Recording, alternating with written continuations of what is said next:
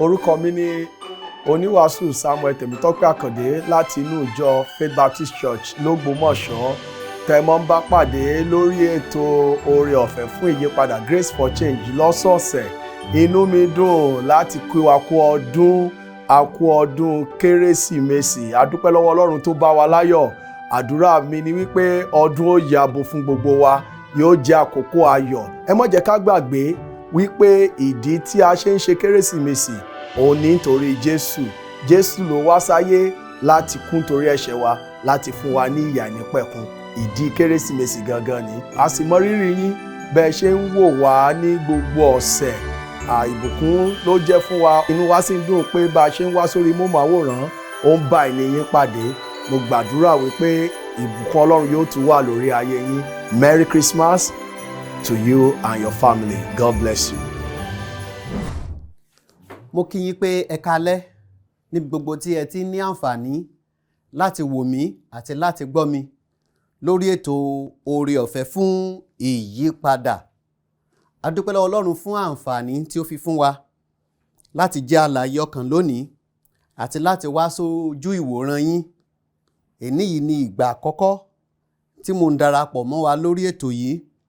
A dúpẹ́ lọ́wọ́ Ọlọ́run fún oore ọ̀fẹ́ àti àǹfààní tí a rí gbà.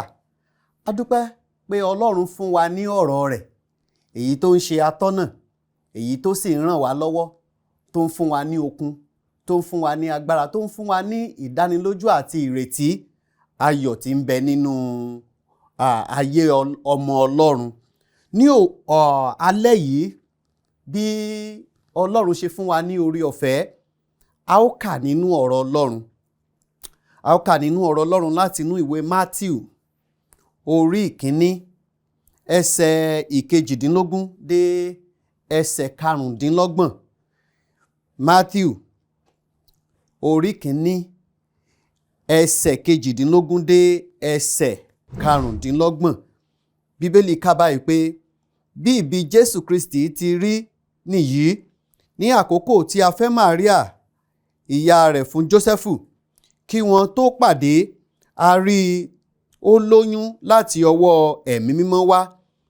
Jósẹ́fù ọkọ rẹ̀ tí í ṣe olóòótọ́ ènìyàn, kò sì fẹ́ dójú tì í ní gbangba, ó fẹ́ kọ̀ sílẹ̀ ní ìkọ̀kọ̀.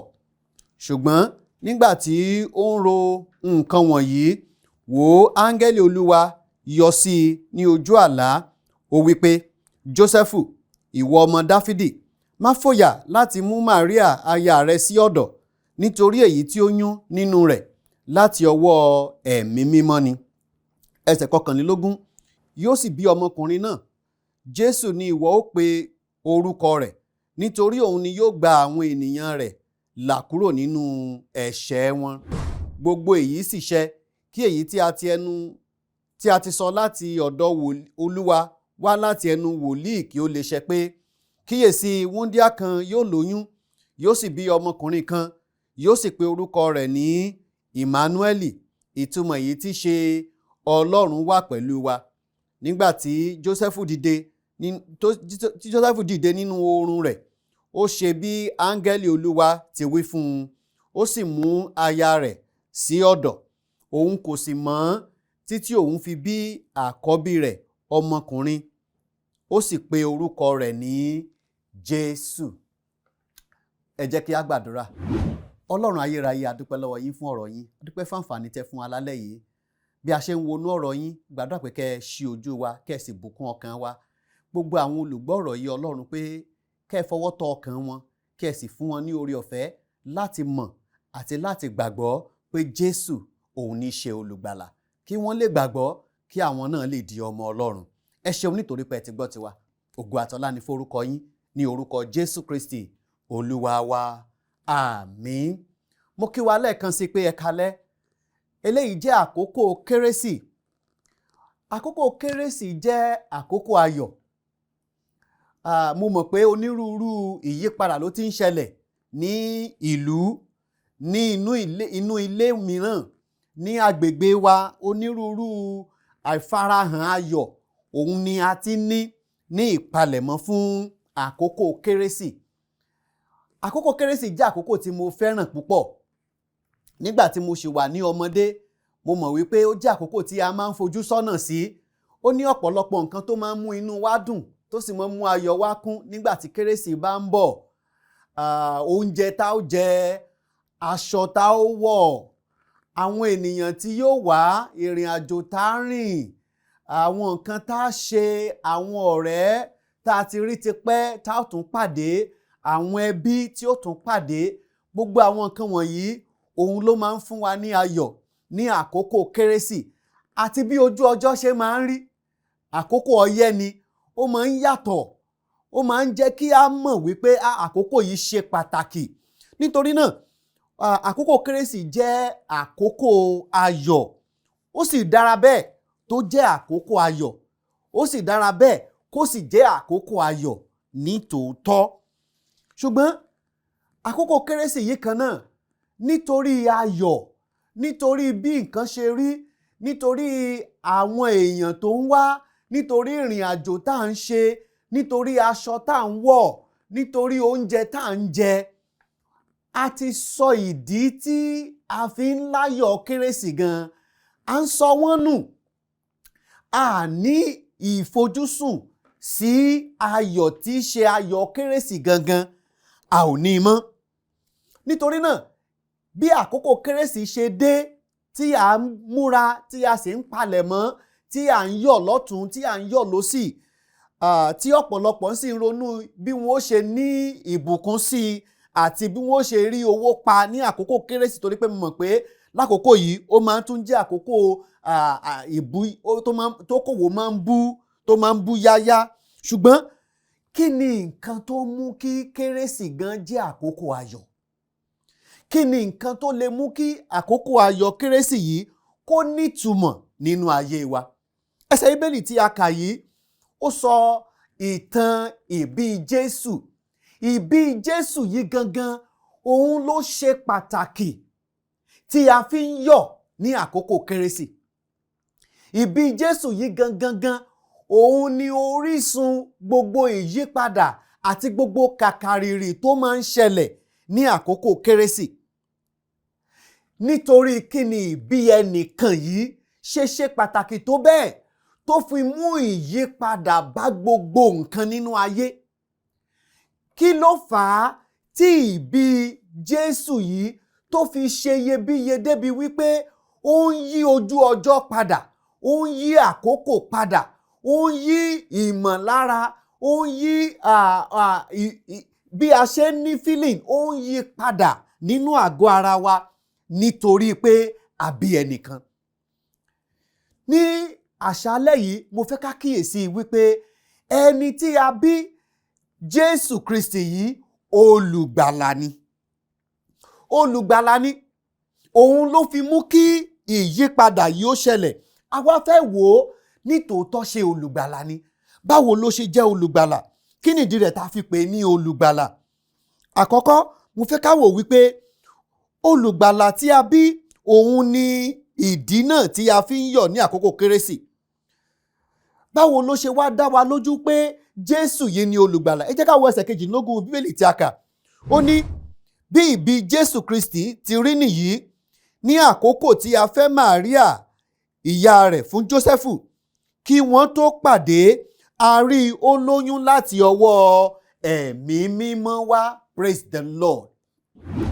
Kò sí ẹnìkan kí ó tó di àkókò Jésù tàbí lẹ́yìn tí a bí Jésù yìí, kò tí ì sí ẹlòmíràn ṣáájú àti lẹ́yìn rẹ̀ tí a bí láti pasẹ̀ wúńdíá.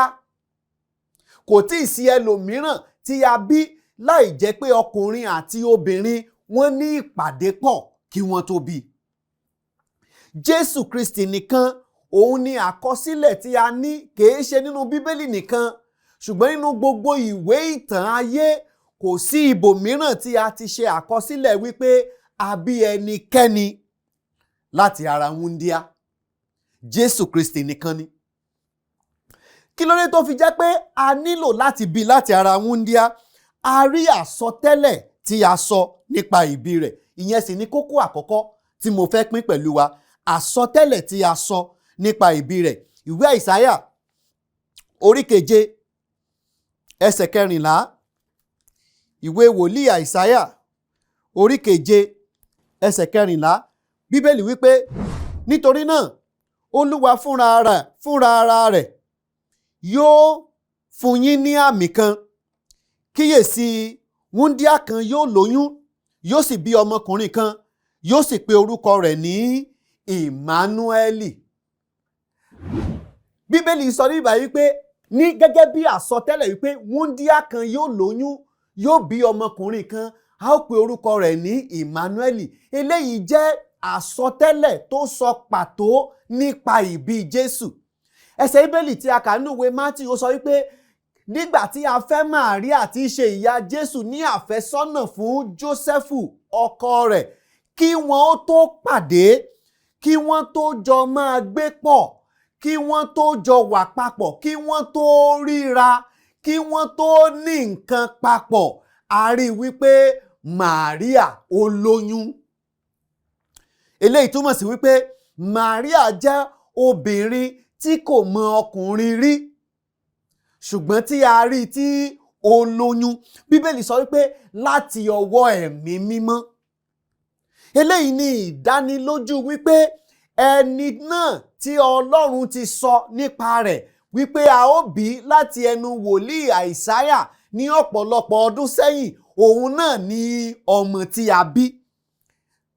Nínú àsọtẹ́lẹ̀ bí sọ pé ó sọ nípa orúkọ tí a ó pè é wípé Ìmánúẹ́lì ni wọ́n ó pe orúkọ rẹ̀, èyí tí í ṣe Ọlọ́run wà pẹ̀lú wa gẹ́gẹ́ bí ìtumọ̀. Bíbélì sọ nínú ẹsẹ̀ 18 tí a kà nínú ìwé Mátíù wípé láti ọwọ́ Ẹ̀mí Mímọ́ òun ni a ti lóyún rẹ̀.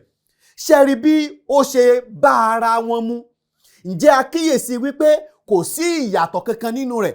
A bí Jésù láti ara wúńdíá, láti ọwọ́ Ẹ̀mí Mímọ́ ni oyún rẹ̀ ti wá. Praise the Lord.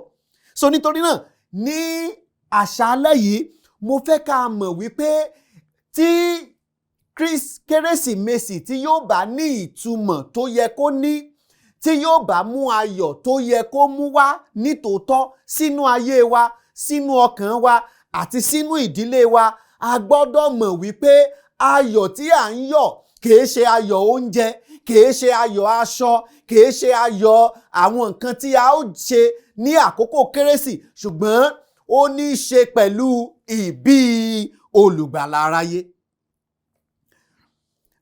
A rí àsọtẹ́lẹ̀ tí a sọ nípa ìbí Jésù. Then kí ni nǹkan tí a tó kíyèsí nípa ìbí Jésù? Ohun àkọ́kọ́ ni pé a rí wípé a sọ àsọtẹ́lẹ̀ nípa ìbí rẹ̀. Ìbí rẹ̀ sì jẹ́ àsọtẹ́lẹ̀ tí a sì sọ ó jẹ́ nípa olùgbàlà aráyé. Arákùnrin àti arábìnrin, kì í ṣe àsọtẹ́lẹ̀ ìbí rẹ̀ òun nìkan ni a rí, ṣùgbọ́n a tún rí agbára ìbí rẹ̀, àbí nǹkan tí mo tún lè pè ní ète ìwásáyé rẹ̀. The purpose of his coming.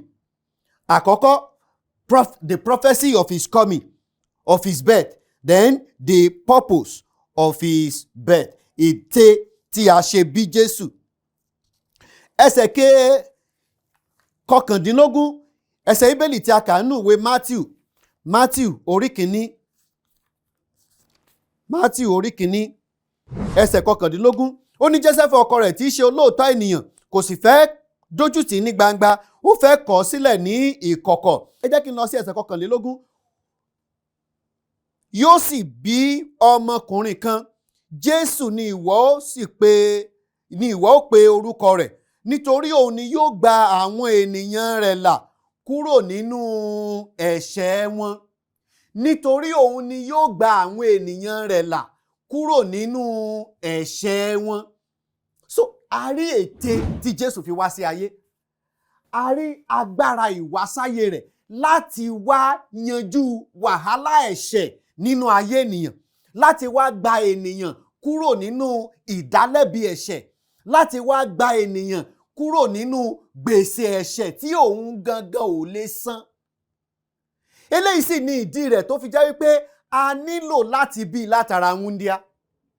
Tó bá jẹ́ pé a bí láti ibi ìbálòpọ̀ ọkùnrin àti obìnrin, òun náà ò bá ti kópa nínú ẹ̀ṣẹ̀ ènìyàn, nítorí náà kò bá ti lè jẹ́ olùgbàlà aráyé. Ìdí tí Bíbélì ṣe ní láti kọ sílẹ̀ ọ̀nà tí a gbà bí nìyí.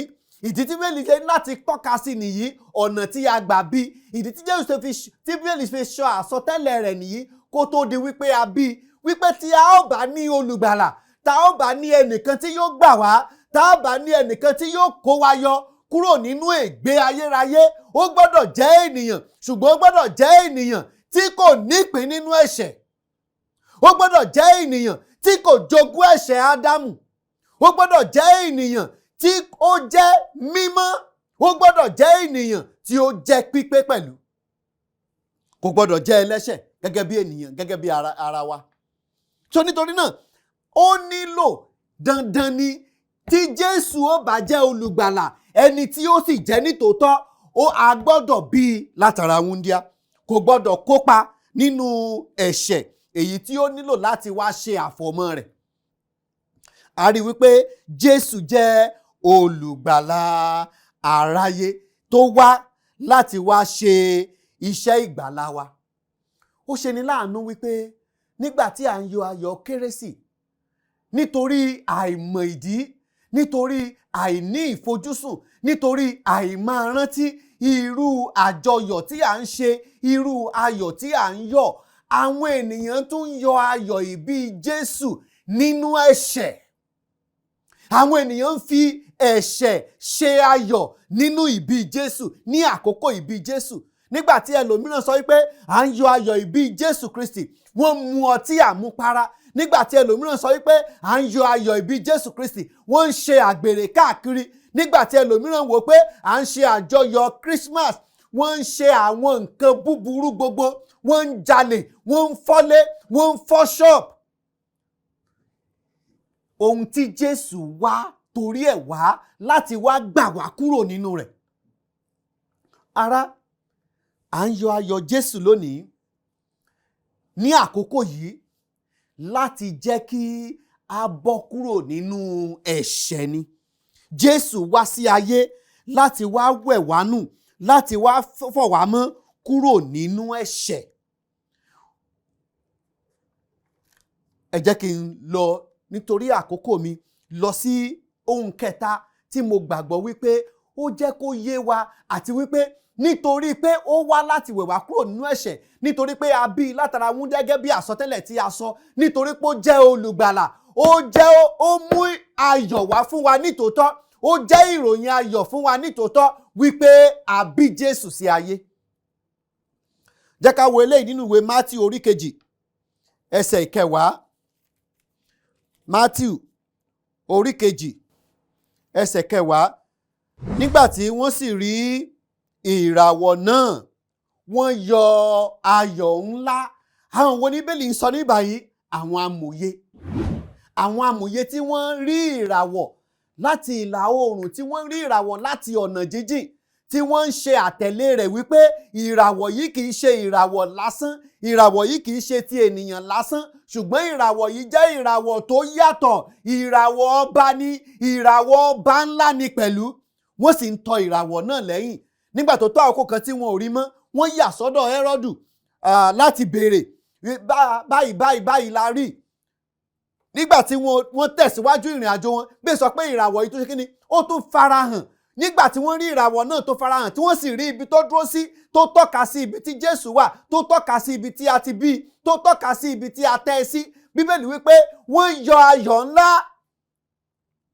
Arákùnrin àti arábìnrin, jẹ́ kí n bi ọ́ léèrè ní alẹ́ yìí, kí nìdí tó ṣe ń yọ̀ nígbà tó rántí pé à ń ṣe Christmas, à ń ṣe àjọyọ̀ ìbí Jésù? Ǹjẹ́ o ní ayọ̀ nítòótọ́ wípé a bí Jésù? Ǹjẹ́ o rí Jésù náà nítòótọ́? Ǹjẹ́ o mọ ẹni tí Jésù ṣe nítòótọ́?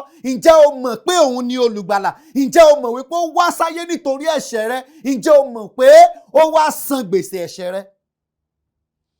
Kí ni tó ṣe ń yọ ayọ̀?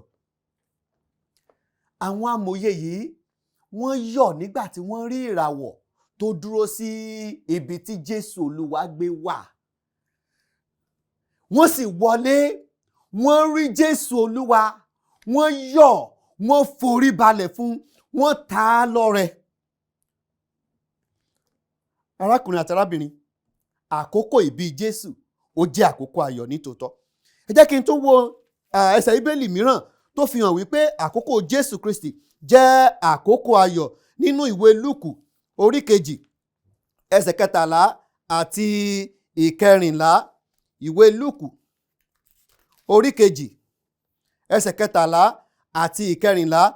Ó ní ọ̀pọ̀lọpọ̀ ogun ọ̀run sì yọ sí áńgẹ́lì náà ní òjijì, wọ́n sì yin Ọlọ́run wípé ògo ni fún Ọlọ́run ní òkè ọ̀run, àti ní ayé àlàáfíà ìfẹ́ inú rere sí ènìyàn. Praise the Lord.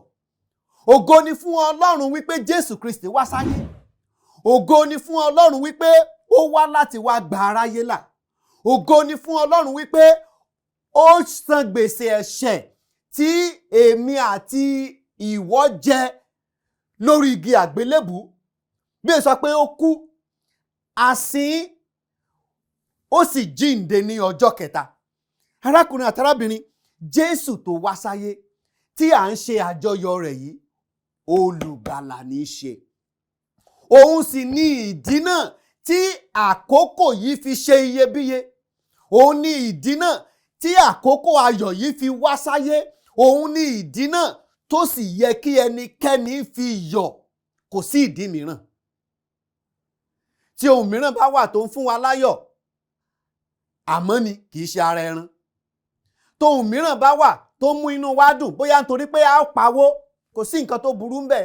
Téèyàn bá ní business tó mówó wọlé lákòókò yìí, ìyẹn ní òwò tó ṣe dáradára nítòótọ́ tó tọ́, tó mú ìbùkún wá. Àkókò ìbí Jésù tó bá mú ọ̀pọ̀lọpọ̀ ìbùkún wá fún wa, kò sí ohun tó burú ń bẹ̀.